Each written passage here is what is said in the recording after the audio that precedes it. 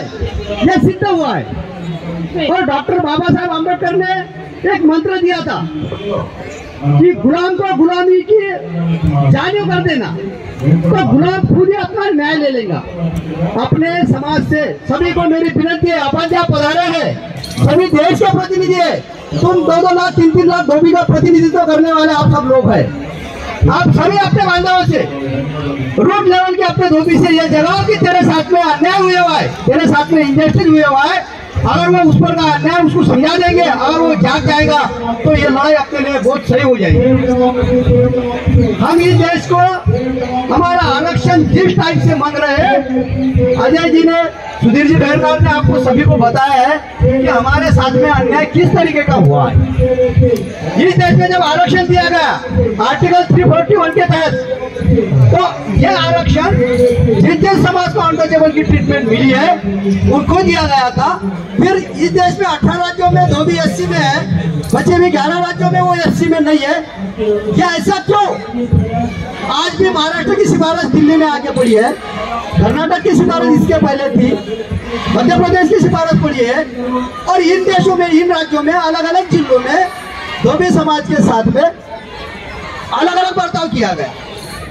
मेरा कहने का मतलब है कि मेरा संवैधानिक अधिकार, जिस दिन महाराष्ट्र में भाटे कमेटी का रिपोर्ट आया 2001 में, भाटे कमेटी के रिपोर्ट में यह सिद्ध हुआ था कि ये हमारे साथ, इनके साथ में अन्याय हुआ है। 341 के तहत संसद के विदाउट अमेंडमेंट इनको निकाल नहीं सकते, और इनको जिस तरीके से निकाला ये 341 का भंग है। यह कमेटी की रिपोर्ट आज 20 साल से पड़ी हुई है, अभी केंद्र में आके 3 साल से पड़ी हुई है, फिर भी हमको न्याय नहीं मिल रहा है। इसका कारण एक है, एक तो हम संख्या से कम है और हम संगठित नहीं है, और हमको संगठित होना चाहिए। हमारा भविष्य खराब हुआ, हमारा बच्चों का भविष्य खराब हुआ, और हमारे बाप का भी भविष्य खराब हुआ। आज भी डिफरेंट कितना है देखिए, आज उत्तर प्रदेश के असेंबली में हमारे समाज के 10-11 आमदार रहते हैं और महाराष्ट्र में एक भी आमदार नहीं है। आरक्षण का दूसरा स्पष्ट मतलब यह है, उसका अर्थ ही यही है कि आरक्षण का मतलब है तुम्हारा प्रतिनिधित्व। हमारा प्रतिनिधित्व छीना गया, इसलिए हमारे को न्याय नहीं मिल रहा है। जब तक हमारा प्रतिनिधि हाउस में नहीं जाता, हमारी बात नहीं बोलता, तब तक हमको न्याय नहीं मिलता। ये लड़ाई है, और हम संख्या से कम नहीं है।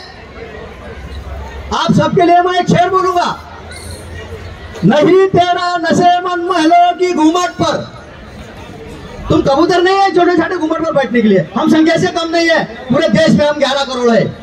नहीं तेरा नशे मन महलों की घूमट पर, तू शाहीन है बसेरा कर ऊंची चट्टानों पर। हमारा हक संवैधानिक है, और यह हक हमको हमारा मिलना चाहिए, इसलिए हम लड़ रहे हैं। और हम कम इसलिए नहीं है कि मैं महाराष्ट्र की बात करता नहीं, पूरे देश की बात करता हूँ। पूरे महाराष्ट्र के 288 मतदार संघों में हम हर मतदार संघ में 15,000, 20,000, 5,000, 11,000 है, और MLA चुन के कितना आता है? 1000 से 1100, 2000 से 4000 से 5000 से। मेरी 288 मतदार संघ ने मेरे धोबी समाज की ताकत चुन के आने की नहीं होगी, ये मैं समझ सकता हूँ, लेकिन 288 मतदार संघ में हर एक को गिराने की ताकत मेरे धोबी समाज की पूरे महाराष्ट्र में है, और यही ताकत मेरी पूरे देश में है, भारत देश में है।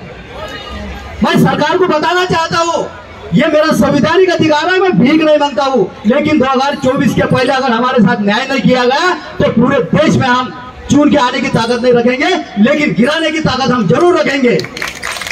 तुम्हारे सभी से मेरी एक विनती और है, जो जो प्रतिनिधि, वो लोकसभा हो, सांसद हो, MLA हो, सभी से ये बात करो, जब तक हमारा प्रश्न नहीं छूटता तुम हमको वोट नहीं मांग सकते।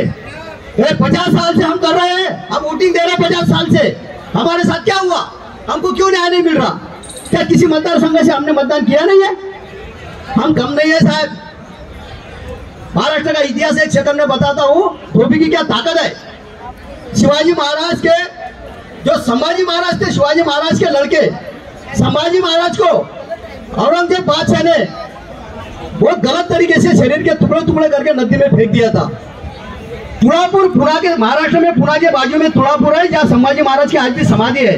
वो तुड़ापुर में औरंगजेब ने संभाजी महाराज के शरीर के टुकड़े करके नदी में फेंक दिए थे, और नदी पे उस टुकड़े को, संभाजी महाराज के शरीर के टुकड़े को अगर कोई हाथ लगाएगा तो औरंगजेब बादशाह उसका सर कलम कर देगा, ऐसा फरमान था।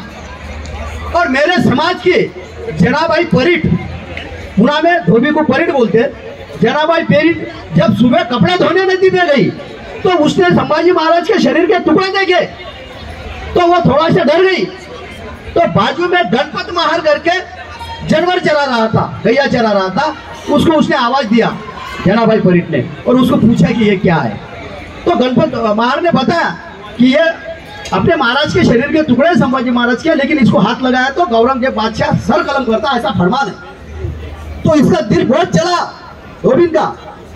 तो इसने क्या किया, गांव में गई और पुलिस पाटिल को बताया। पुलिस पाटिल ने उसको बताया कि हमको भी मालूम है, लेकिन तू चल जा, अगर उसको हाथ लगाया तो बादशाह सर कलम करेंगे, इसलिए हम जाते नहीं, कोई हाथ नहीं लगाएगा। दूसरे दिन मेरे समाज के जनी परीट ने गांव की 5-6 बाहर को कलेक्ट करके जमा करके बोले नदी पे चलो और तुम आजू बाजू से ऐसे कपड़े पकड़ो और मैं जमा करूंगी। मैं बात इसलिए बता रहा हूँ कि शिवाजी महाराज रहते हुए किसी सेनापति ने हिम्मत करना तो महाराज की ताकत पीछे थी। संभाजी महाराज अगर जिंदे रहते थे तो उनकी ताकत उसके पीछे रहती थी। ये दोनों नहीं होने के बावजूद धोबी समाज के मेरे जनी परीट ने वो बाया जमा करके उनके शरीर के टुकड़े जमा करना चालू किया। तो गणपत महाराज बाजू